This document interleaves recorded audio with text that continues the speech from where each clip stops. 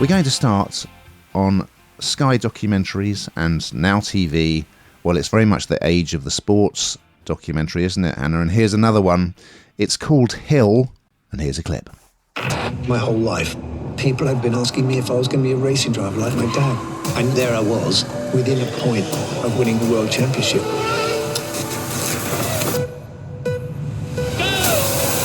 He said, I'm going to race in Formula One and I'm going to become a world champion. It started the day my dad died. Prost, Senna, Schumacher.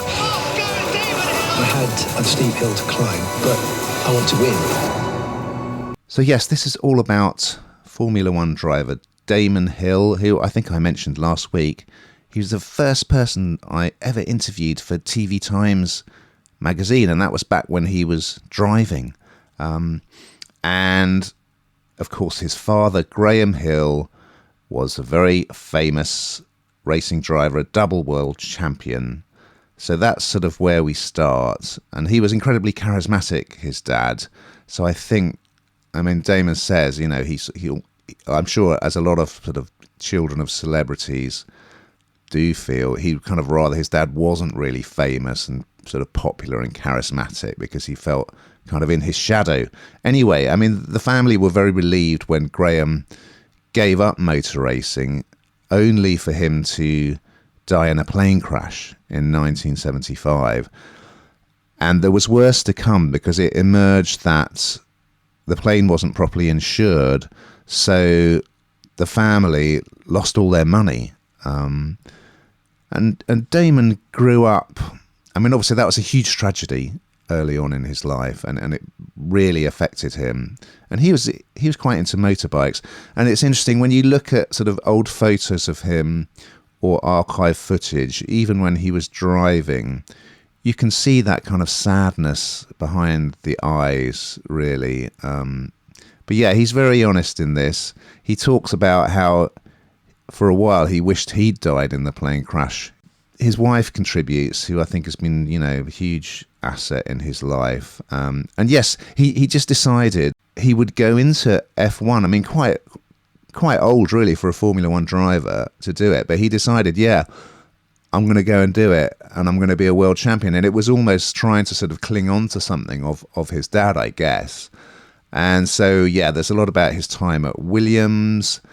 Michael Schumacher, I must say, comes across as a nasty piece of work in this, which I found quite interesting. There was more tragedy for Damon when Ayrton Senna died in a crash, and he was his teammate. And then, even though he'd won the world championship, he had to leave Williams because they'd struck a deal that meant they had to hire a German driver. They'd struck a deal with a German car manufacturer. Anyway, it's really good. And Hill comes across so well in this. He's great. And it's not... I know we've got the big F1 movie and we've had Drive to Survive. This is slightly different. This is much more about his own personal story. It's not all about the racing, even though the racing stuff is fascinating. Highly recommended, and I found it very moving, I must say. What did you think, Hannah? Oh my goodness me, I'm so pleased to have watched this because it reminds me of my first outing with Formula One, because now I'm sorry to say that there aren't that many names apart from Lewis Hamilton that I could probably reel off, but at that time there was a really big presence. I don't know if it was just in my house or whatever, but Damon Hill was kind of a key player in that, I suppose. And he always came across as a really decent bloke, didn't he? And actually, then you watch something like this and you think, oh no, please don't ruin that, which often happens. And it doesn't happen with this. He does, as you say, come over really, really well, very, very genuine. And as with all of these kind of documentaries, you get to know so much more about the person from the horse's mouth. You get to hear it from their version of events through their eyes. And, this sport is so dangerous. We know that, but yet it has an outing during its season, every fortnight. And it's just so incredibly dangerous. And I suppose that's why you paid the big bucks or whatever, but what's the price on life? And I think you really see that, the paciness of this, the sheer determination.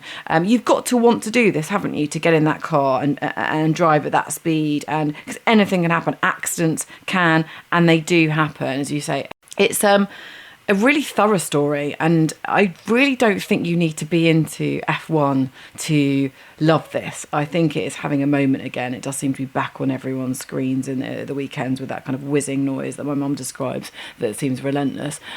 But I don't think you have to love Formula One to watch this. I really don't. I think this is a really interesting person with a really interesting story. Yeah, thumbs up from me.